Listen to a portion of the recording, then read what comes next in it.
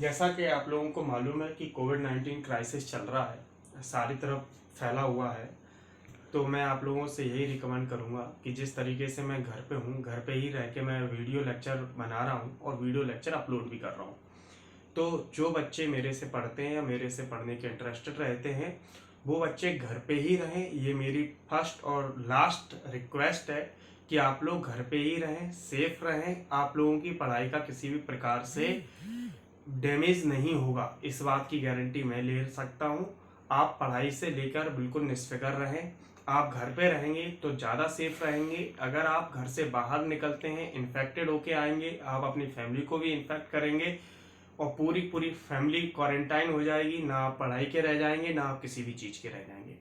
मैं आपसे यही रिक्वेस्ट करूंगा कि आप लोग घर पे रहें। घर पे रहेंगे तो ही सेफ रहेंगे। मैं भी घर पे हूँ, मैं भी सेफ हूँ, और आप भी घर पे रहें, आप भी सेफ रहें। ठीक है, आज अपन स्टार्ट कर रहे हैं क्लास ट्वेल्थ का फिजिक्स स्टार्ट कर रहे हैं आज अपन। थोड़ा ध्यान से समझें। क्लास 12 की फिजिक्स में बहुत ज़्यादा पार्ट नहीं है, 3 हिस्सों में पूरी पूरी फिजिक्स खत्म होती है। पहला अपन देखते हैं इलेक्ट्रोमैग्नेटिज्म।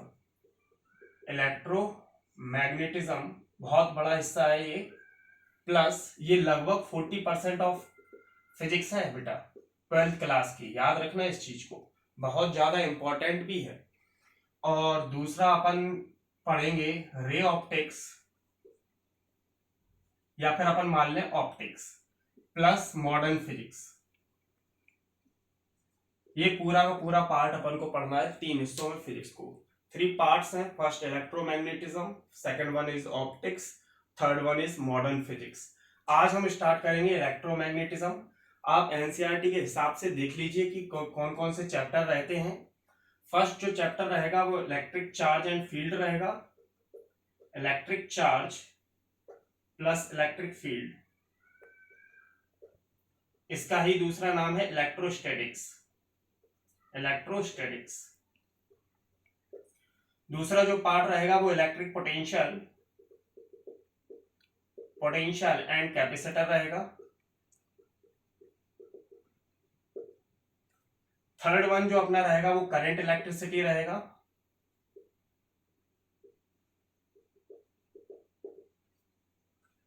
नेक्स्ट अपना जो रहेगा वो मैग्नेटिक इफेक्ट ऑफ करंट।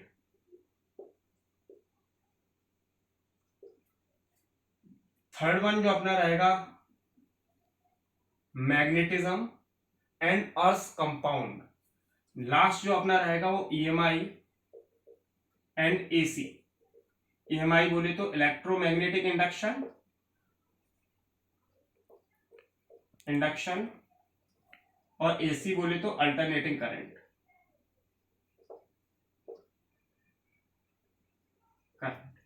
और ये पूरा का पूरा डिपेंड करेगा इस इलेक्ट्रिक चार्ज पर। ये पूरा का पूरा जो अपना पूरा सिस्टम अपन ने देखा है, first, second, third, fourth, fifth, six, ये 6 पार्ट्स सिर्फ और सिर्फ किस पर डिपेंड करेंगे? इलेक्ट्रिक चार्ज पर। तो हमें सबसे पहले इस चीज को बहुत अच्छी तरीके से समझना है। स्क्रीनशॉट ले लीजिए आप, उसके बाद अपन आगे स्टार्ट करें। अपन देख रहे हैं इलेक्ट्रोस्टैटिक्स। पहले अपन समझ लें ध्यान से इलेक्ट्रोस्टैटिक्स होती क्या है। जैसे अपन ने किया, इलेक्ट्रोस्टैटिक्स 2 पार्ट से मिलकर बनी है।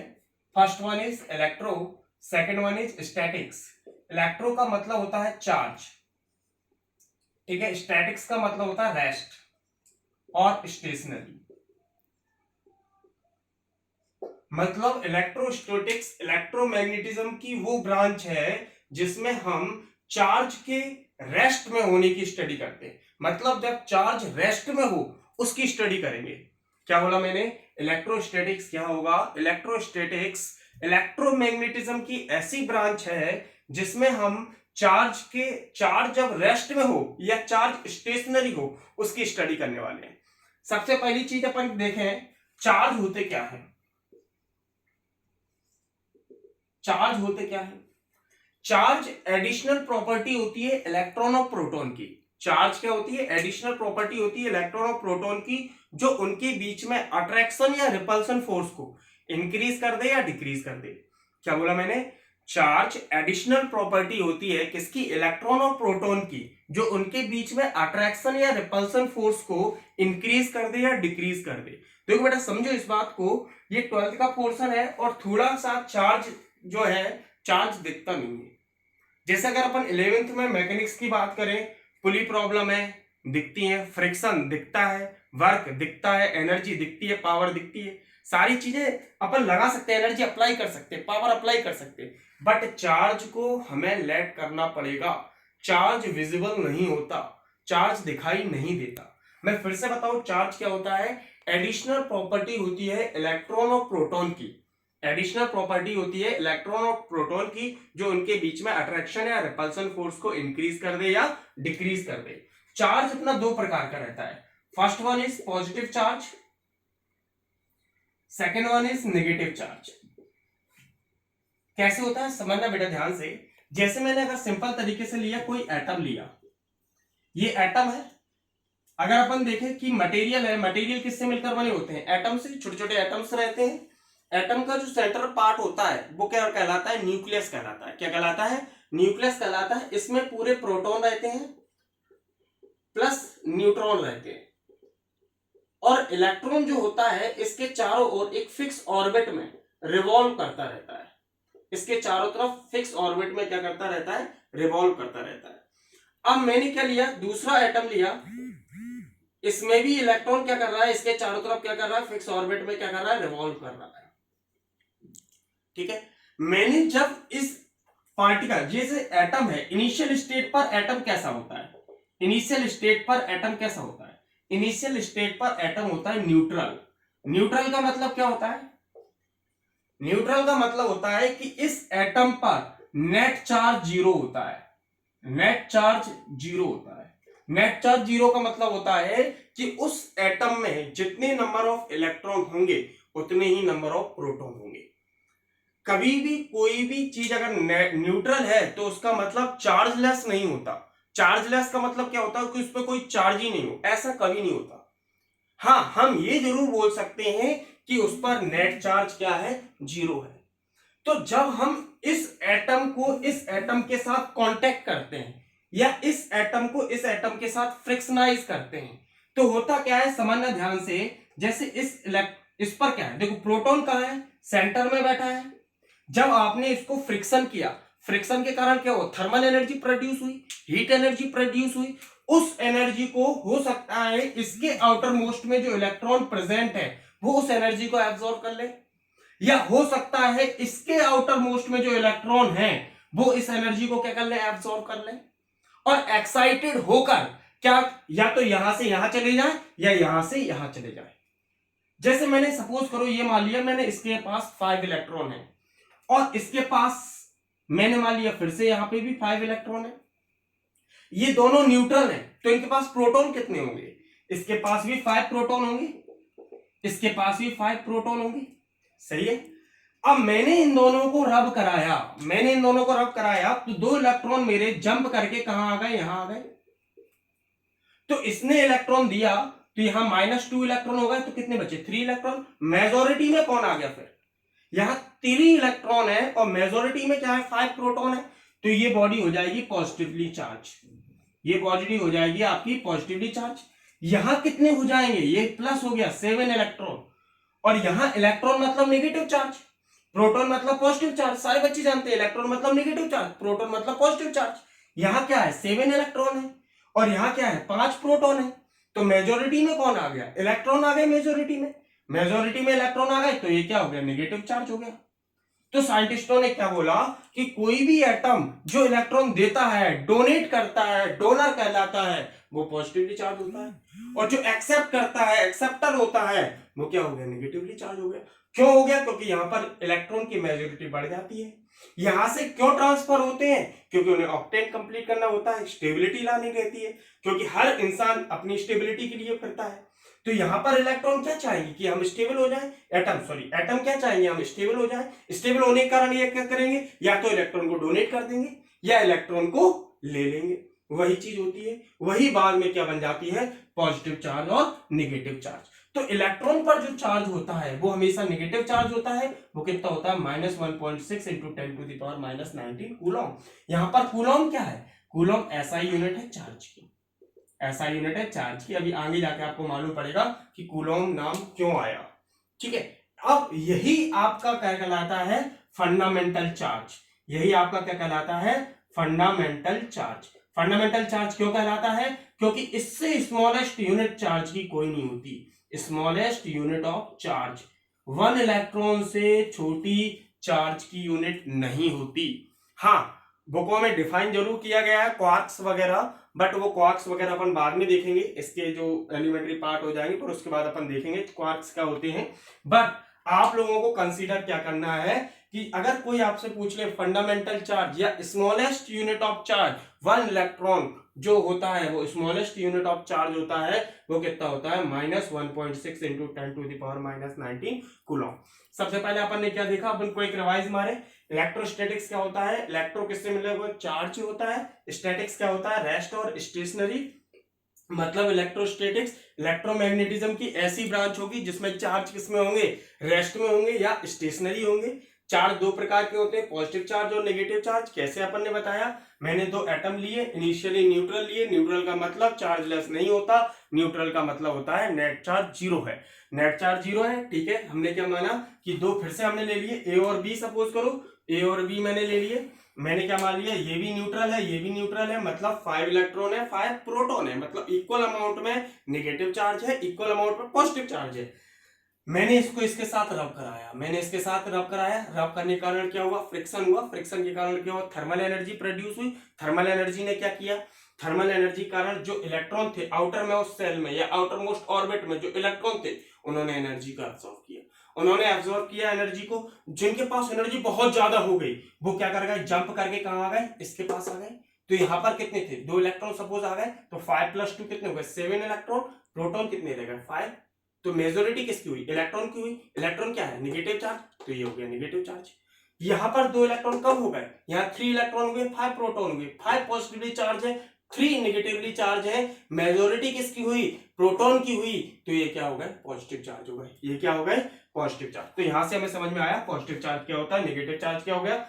बाद में साइंटिस्टों ने बोल दिया कि कोई भी एटम जो डोनेट करता है, डोनर एटम, वो कहलाता है पॉजिटिवली चार्ज, जो एक्सेप्टर करता है, एक्सेप्टर एटम, वो कहलाता है नेगेटिवली चार्ज। मैंने आपको बताया सबसे स्मॉलेस्ट चार्ज की यूनिट क्या होती है, सबसे स्मॉलेस्ट चार्ज की यूनिट -1.6 इंटू 10⁻⁻19 कूलम होती है। कूलम ऐसा यूनिट होती है किसी भी चार्ज की। और फंडामेंटल चार्ज क्या बोलते हैं, सबसे स्मॉलेस्ट यूनिट ऑफ चार्ज, एक इलेक्ट्रॉन के चार्ज को अपन बोलते हैं स्मॉलेस्ट यूनिट ऑफ चार्ज, ठीक है। ठीक है, अब अपन आगे बढ़े।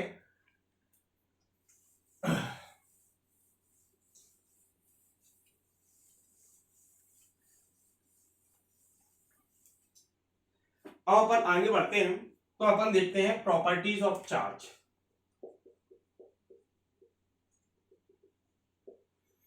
Properties of charge, properties of charge, सबसे पहली property, charges are quantized, charges are quantized. Quantized का मतलब क्या होता है, ध्यान समझेंगे कि किसी भी बॉडी पर, जैसे सपोज करो ये बॉडी है, इस बॉडी ने इससे इलेक्ट्रॉन लिए, मैंने क्या बोला, 2 इलेक्ट्रॉन लिए या 3 इलेक्ट्रॉन लिए या 4 इलेक्ट्रॉन लिए। क्या मैंने बोला 3/2 इलेक्ट्रॉन लिए, क्या बोला मैंने 5/2 इलेक्ट्रॉन लिए, नहीं ना। तो यही क्वांटाइजेशन ऑफ चार्ज होता है कि किसी भी बॉडी पर जो चार्ज प्रेजेंट होता है वो इंटीग्रल मल्टीपल होता है चार्ज ऑफ इलेक्ट्रॉन के। मतलब कि किसी भी बॉडी पर कैसे डिफिशियंसी कैसे आती है, 5 इलेक्ट्रॉन की कमी है, 6 इलेक्ट्रॉन की कमी है, 8 इलेक्ट्रॉन की कमी है, 2 इलेक्ट्रॉन की मेजोरिटी है, 3 इलेक्ट्रॉन की मेजोरिटी है, मतलब n क्या हो गया, n क्या हो गया, इंटीजर, n क्या हो गया, इंटीजर, मतलब Q = NE क्या होगा, क्वांटाइजेशन ऑफ चार्ज होगा कि किसी भी बॉडी पर जो चार्ज प्रेजेंट होता है वो इंटीग्रल मल्टीपल होता है चार्ज ऑफ इलेक्ट्रॉन के। क्या बोला मैंने, the charge present on any body is integral multiple of charge of electron. क्या बोला मैंने, charge present on a body is integral multiple of charge of electron.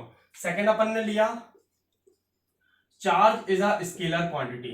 Charge is a scalar quantity. Oh my God, ये तो बड़ा खतरनाक आ गया. Charge is a scalar quantity, इसका मतलब क्या है भाई कि स्केलर का मतलब सर डायरेक्शन नहीं होती. अभी तो आप बोल रहे थे जैसे ये दो इलेक्ट्रॉन है, ये दो एटम है ए और बी, यहां से इलेक्ट्रॉन यहां गए तो इसकी तो डायरेक्शन है. सर इसके पास इलेक्ट्रॉन की कमी थी, इसने इससे इलेक्ट्रॉन ले लिए, मतलब ये डायरेक्शन हुई ना ज्यादा से कम की ओर, डायरेक्शन तो हुई. बट सर आप तो बोल रहे हैं स्केलर क्वांटिटी. स्केलर क्वांटिटी कैसे है? क्योंकि ये triangle law of vector addition को फॉलो नहीं करता. Triangle law of vector addition को फॉलो नहीं करता.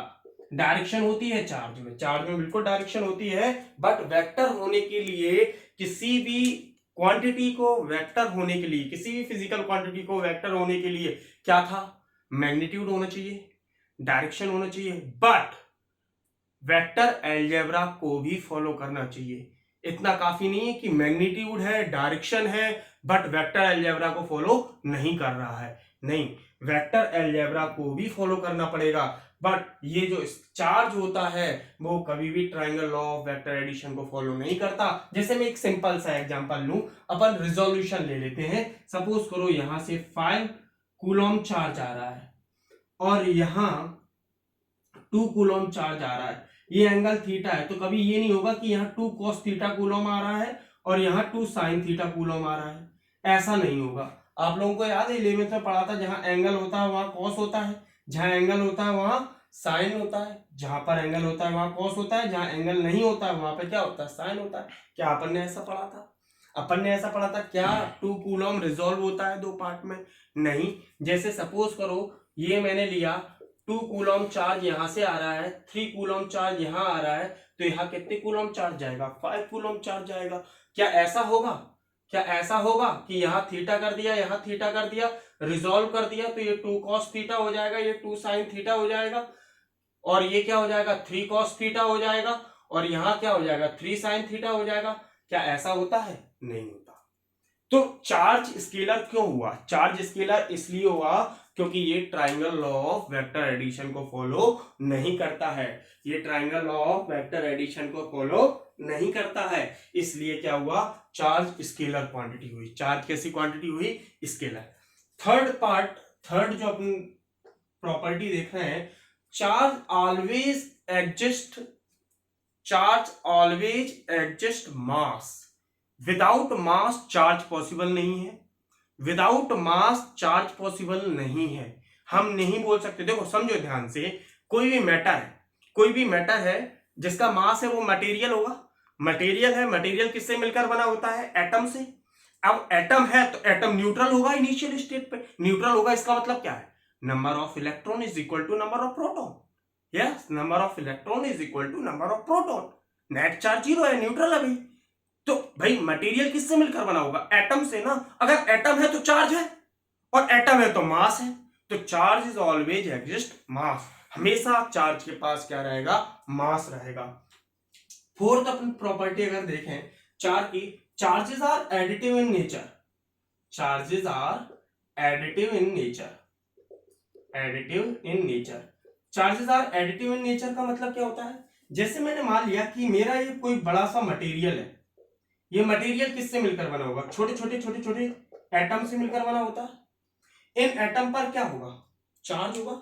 मैंने इन एटम पर मान लिया Q1, Q2, Q3 dot dot dot Qn charge है. तो इस पूरी की पूरी बॉडी या मटेरियल पर जो टोटल चार्ज होगा वो इन चार्जेस के एल्जेब्रिक सम के इक्वल होगा.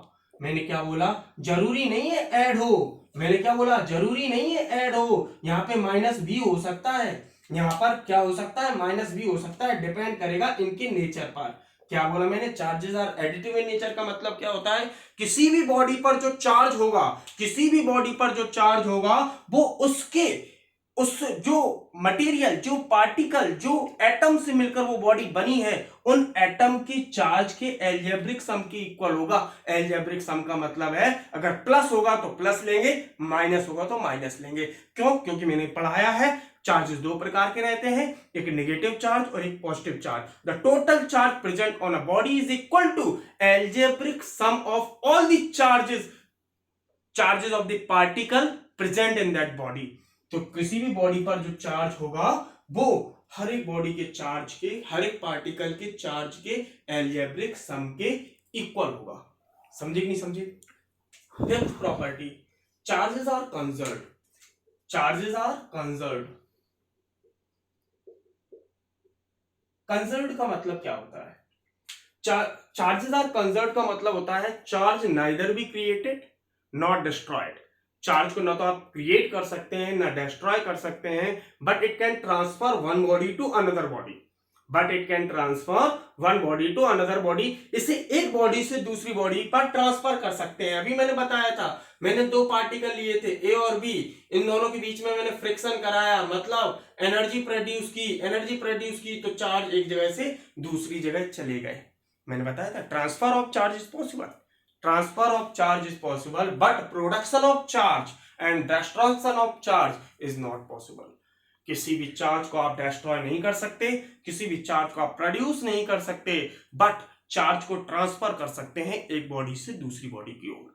आप चार्ज को ना तो प्रोड्यूस कर सकते हैं ना डिस्ट्रॉय कर सकते हैं, बट इसे क्या कर सकते हैं, एक बॉडी से दूसरी बॉडी पर ट्रांसफर कर सकते हैं। It means what? It means that the total charge of a system is always constant.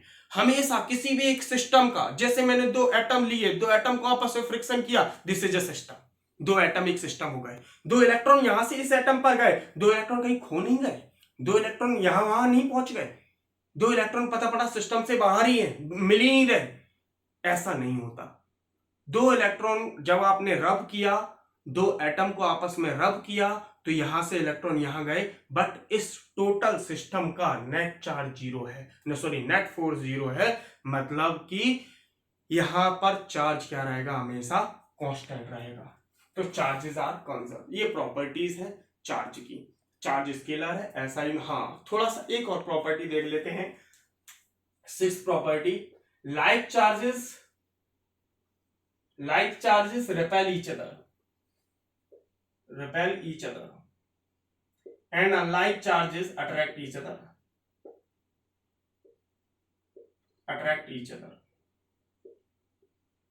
It means what? Like charges क्या होते हैं? लाइक चार्जेस क्या होंगे? आइदर प्लस प्लस और माइनस माइनस, ये दोनों एक दूसरे को रिपेल करेंगे। बट जो प्लस माइनस होगा या माइनस प्लस होगा, ये दोनों एक दूसरे को अट्रैक्ट करेंगे। क्यों करेंगे? देखो समझो ध्यान से, क्या है कि ये मास की प्रॉपर्टी है। एक्चुअल में अपन जो देख रहे हैं ना, like charges repel each other and unlike charges attract each other, ये मास की प्रॉपर्टी है। उस मास की प्रॉपर्टी कारण दो अगर बॉडी सेम नेचर की हैं, तो वो एक दूसरे पर फोर्स एक्सर्ट करती हैं और एक दूसरे को दूर छोड़ने की कोशिश करती हैं। क्या बोला मैंने? दो बॉडी अगर सेम नेचर की हैं तो वो दोनों एक दूसरे पर फोर्स एक्सर्ट करती हैं। उस फोर्स के कारण वो एक दूसरे से क्या होती हैं, दूर भागने की कोशिश करती हैं, दूर जाने की कोशिश करती हैं। उसे अपन बोलते हैं रिपल्सन। बट दो अपोजिट नेचर की हैं, एक पॉजिटिव और एक नेगेटिव है, तो वो एक दूसरे को क्या करते हैं, अट्रैक्ट करते हैं। ठीक है, तो मैंने क्या बताया? पहली प्रॉपर्टी, फर्स्ट प्रॉपर्टी जल्दी जल्दी देख ले, चार्जेस आर क्वांटाइज्ड। क्वांटाइज का मतलब क्या होता है? किसी बॉडी पर जो चार्ज प्रेजेंट होगा वो इंटीग्रल मल्टीपल होगा चार्ज ऑफ इलेक्ट्रॉन के। सेकंड प्रॉपर्टी अपन देख ले, सेकंड प्रॉपर्टी मैंने यहां पर लिखी थी, charge is a scalar quantity. क्यों स्केलर है? क्योंकि ये वेक्टर लॉ ऑफ एडिशन को फॉलो नहीं करती। थर्ड अपनी जो प्रॉपर्टी रहेगी, थर्ड मैंने बताया चार्जेस आर, थर्ड मैंने प्रॉपर्टी क्या बताई थी यहाँ पे, charges are additive in nature. Additive in nature का मतलब होता है किसी भी बॉडी पर जो टोटल चार्ज प्रेजेंट होगा वो उस बॉडी पर प्रेजेंट चार्ज के प्रेजेंट पार्टिकल्स के चार्ज के एल्जेब्रिक सम के इक्वल होगा। फिफ्थ प्रॉपर्टी मैंने बताई थी, चार्जेस आर कंजर्व्ड। कंजर्व्ड क्या होते हैं? Charges neither be created not destroyed, but it can transfer from one body to another body. Next property बताई थी मैंने, like charges repel each other and unlike charges attract each other. इसका मतलब क्या होता है? पॉजिटिव पॉजिटिव और negative negative आपस में क्या करते हैं, रिपेल करते हैं। पॉजिटिव नेगेटिव और नेगेटिव पॉजिटिव एक दूसरे को क्या करते हैं, अट्रैक्ट करते हैं।